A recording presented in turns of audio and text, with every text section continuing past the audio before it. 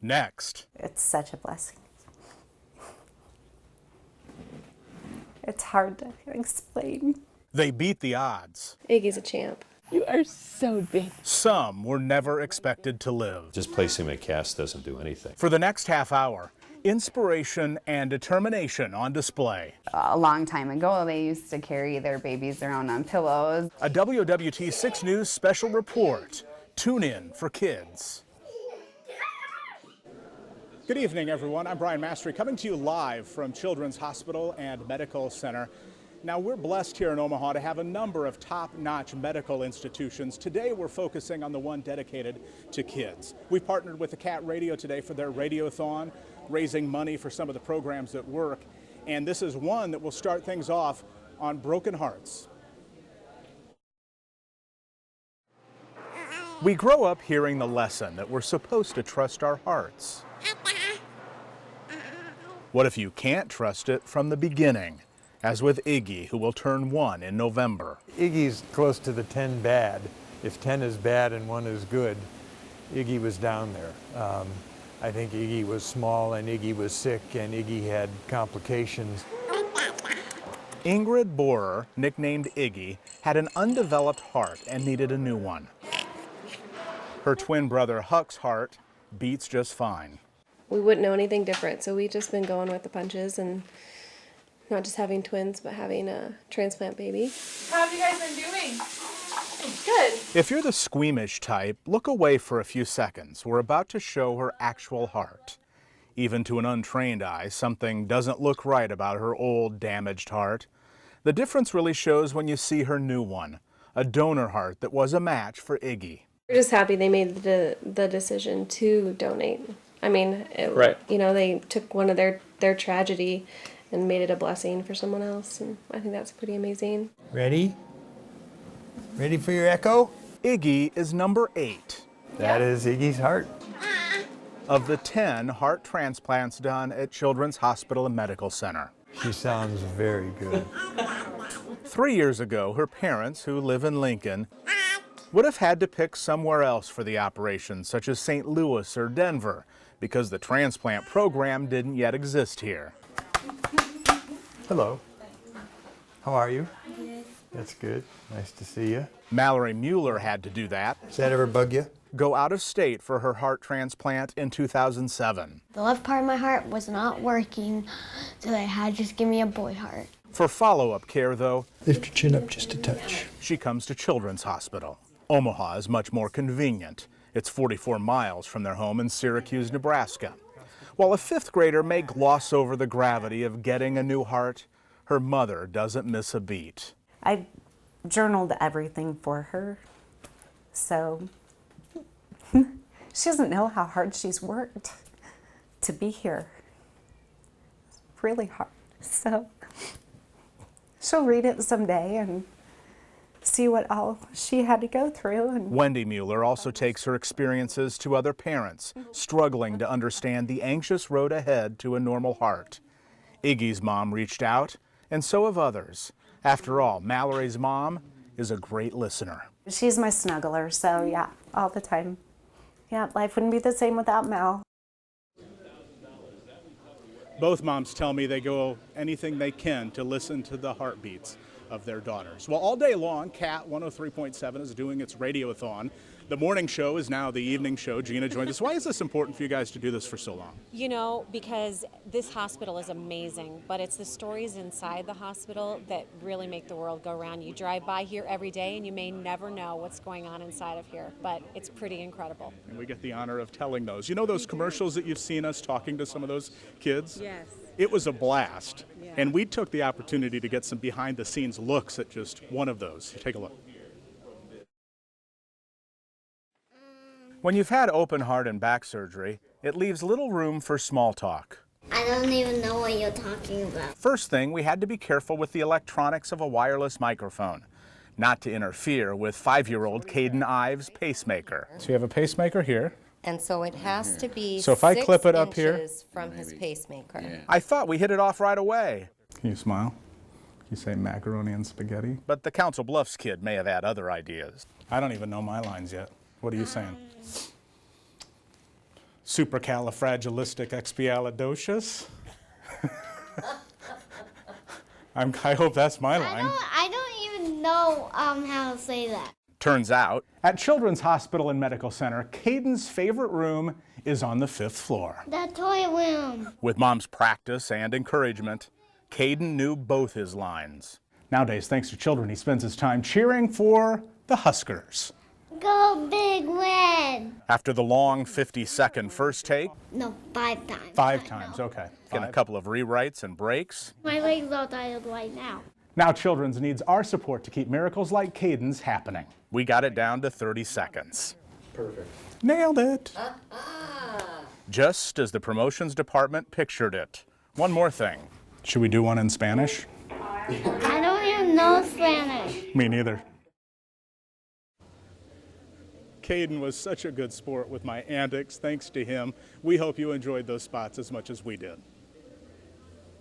When we come back, I broke one of his arms just breastfeeding him. Imagine breaking 50 bones before the age of 5. We have been very lucky to haven't had to worry about that financial side right now. And where does the money raised go when Tune In for Kids returns?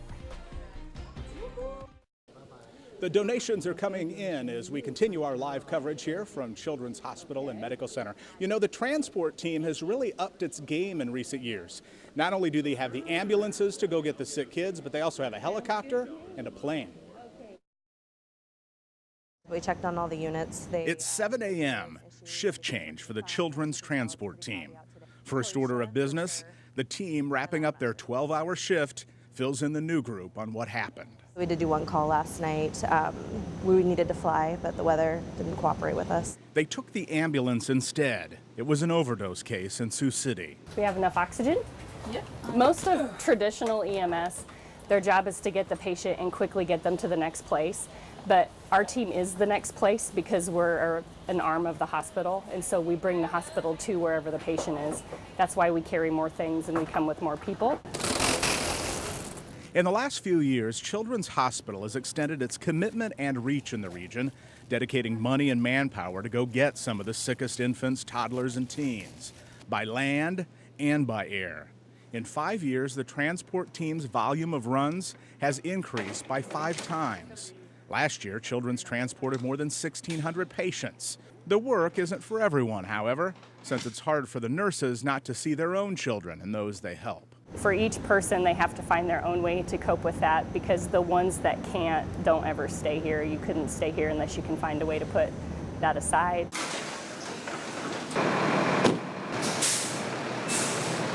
Two and a half hours into the shift, their first patient. We have no shame. We'll sing, we'll dance, we'll blow bubbles, we'll do whatever we have to make somebody feel at ease. And I think that's because that's what we do here all day. Nurse Becky Meredith has 3 older boys. Distractions are welcome in the comfort category. I have seen Frozen, I don't even know how many times, but I've never seen the last 15 minutes because we'll put it on in the ambulance and I always get back. And it's not one that we own because my kids won't watch it, they're too old. The patient is in North Platte. They'll need to take the plane. A pilot is on standby at the Millard Airport. Another change in their patient care model to be faster and more reactive. Nurse Julie Newell took a camera aboard the plane for us. She has 2 boys at home, ages 2 and 4. The trip will take up most of the afternoon. A 4-day-old boy needs help. A big thanks to everyone who's donated to the CAT Radiothon up to this point. Now, whenever we do something like this, the big question for a lot of people is the money being used wisely? We have a commitment that we have held since we opened the hospital in 1948 that no child is turned away for the inability of their family to pay for medical services. Each year, the hospital writes off $2 million for those families who cannot afford the care. Fundraisers like the CAT Radiothon we've partnered with can help cover some of that, in addition to the $18 million in uncompensated Medicaid costs annually. The foundation also does the things to make this hospital look more inviting to a child. The bright colors, the artwork, the play areas, the distractions. Of course, money also helps with those things to remind you that you aren't in a hospital. That is key. And being here can be exhausting, especially for new parents of the tiniest of babies. Just yawning, goodness. For any parent who has called a NICU home, she's doing good. Hearing the alarms will take you back to those days faster than you can say neonatal intensive care unit. We wanted something different, so it stuck, and we're glad, you know, she's a Berkeley. In May, Berkeley came into the world at 24 weeks. That's 16 weeks early. They have a mind of their own, you know. They really do. You know, they're like, you know, I'm coming when I'm coming. What's going on? She weighed 1.5 pounds at birth. When they said, you know, told us, you know, Out of nowhere. your baby, you know, you're going into labor, I think we both just about fainted, you know. You just don't expect it that early. It's encouraging as she's gained a pound a month since. Take your passy, baby. While adding strength to breathe on her own. She's gonna push it off. You're a smart little booger. You know what to do, don't you? There it goes. As NICU parents know, Berkey, hey, you're fine. Caffeine and sucrose seem to make life easier for many newborns. Think of it as comfort to help with survival. Berkeley came to Children's from a Lincoln hospital once doctors there realized she needed surgery. She got 2 holes in her bowel. You're okay, big girl. Berkeley's still not healthy enough for surgery and weeks away from going home to Beatrice. We're lucky that it's, you know, still get to come up on the weekends, because if it was Denver, I don't know what we'd do. I'm ready, because I'm down there at the house, you know, and, you know, granted, yeah, you know, doing things, you know, I keep busy, but I just want to have my family, you know, back there, back home with me. You know, I can't wait for that. We certainly wish Berkeley well. Stay with us for our live coverage here at Children's Hospital and Medical Center, including a story on an interview that made me nervous. Welcome back to our live coverage at Children's Hospital as we take a look at the colorful lobby from high above. Remember, a moment ago we took you inside the NICU. While I was there, we arranged a reunion of sorts. We didn't know it beforehand, but room 452, the NICU room where tiny Berkeley is the same room my son Braxton called home for 70 days, back when he was born premature in 2004. Here he is at 2 pounds, 13 ounces. My son had a lot of questions for this family. I love that she's learned to hold her binky already. I know. She just learned that last week. She started doing it. Perhaps the conversation helped encourage them that their daughter will one day be able to come here and visit too. Berkeley, who still has health challenges ahead, is approaching 5 pounds now. That's close to the size Braxton was when he finally went home. 11 years later, it's working all right for Braxton. He's here manning the phones along with his mom, Beth. We never really thought we'd be here, right? Oh gosh, we never thought we would be here, much less 70 days. That's why this is so great, because you're really helping those who are unexpected. Well said. Well, we're here until 7 along with the Cat Radiothon folks, talking about what benefits with your donations, such as those who break their bones very easily. How is it that a child with brittle bones can do this just feet from their parents and they don't freak out? Do you know how many bones you've broken? I think about 50. 50? That's pretty close, yeah.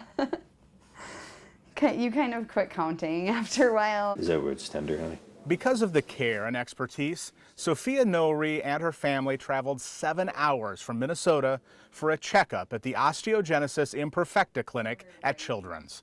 After all, this is a girl who broke her leg in the womb. Jacob Becerra and his family drove 10 hours from Texas to be here.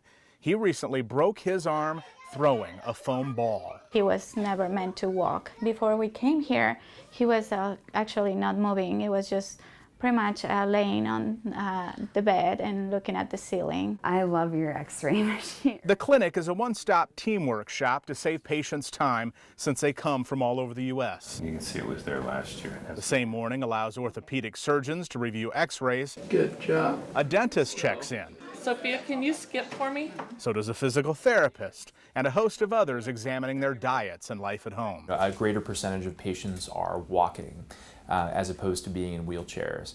or if they are in wheelchairs, they're in wheelchairs for a smaller period of time. So that's what we've really experienced over the last 20 years, is an improvement in mobility, in quality of life. Where's your hand?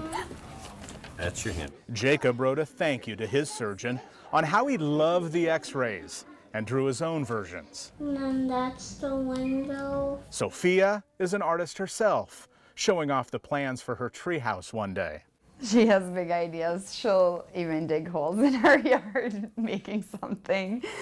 Came back from a camping trip and she wanted to build a porta pot. So she started digging the hole for the porta pot in our yard. Years ago, parents would carry their OI child on a pillow, fearing anything else would lead to broken bones. Advances in medicine and surgery techniques with a team approach offer so much more now. The biggest things that we've seen is the kids are much more active now than they used to be. Instead of sitting in a wheelchair and being on chronic narcotic pain medicines, they're up running around causing trouble for themselves. So they've created new challenges for us. So Jacob can be an astronaut. Where are you gonna go? To the moon. To the moon?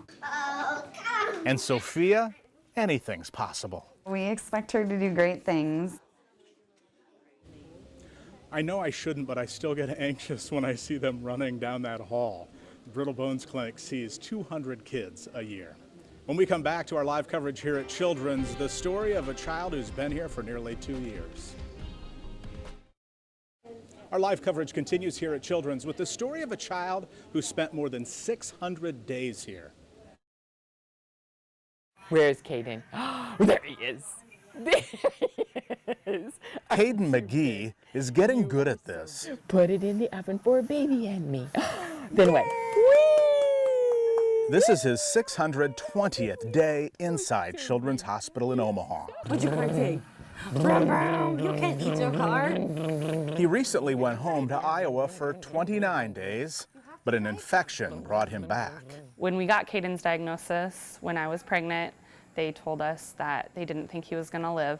How you doing? Before he was born, the family decided to look beyond Des Moines for second opinions regarding Caden's heart defect and the hole in his diaphragm.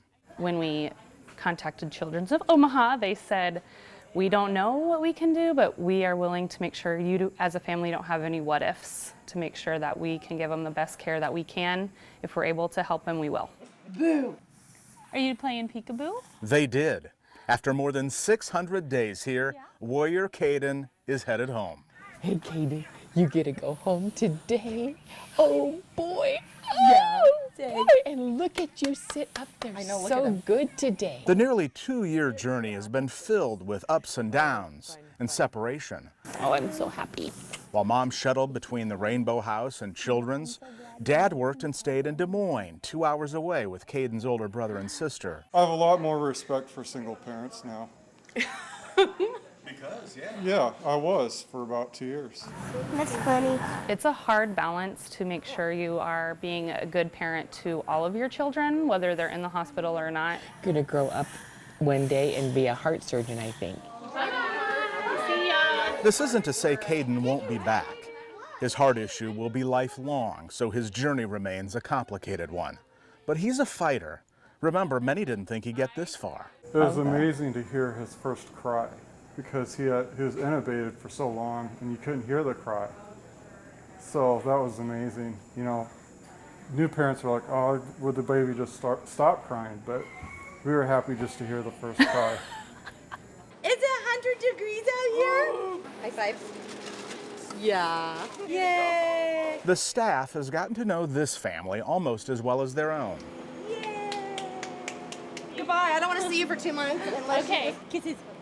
That's when Caden's next checkup is scheduled, October. Enjoy life and trust that you are going to be the best parents you can be, and take it day at a time. I'm ready. With that, the McGees left Children's in the rearview mirror. Isn't that what everybody wants to do? Go home? By the way, when he left, it took forever because there was so much vested in him. Everybody wanted to give him a hug. Thanks for watching tonight, everyone. Thank you to all of you who donated. Kat as well, they're going to be out here as well as tomorrow and Saturday. More to come on WWT.com.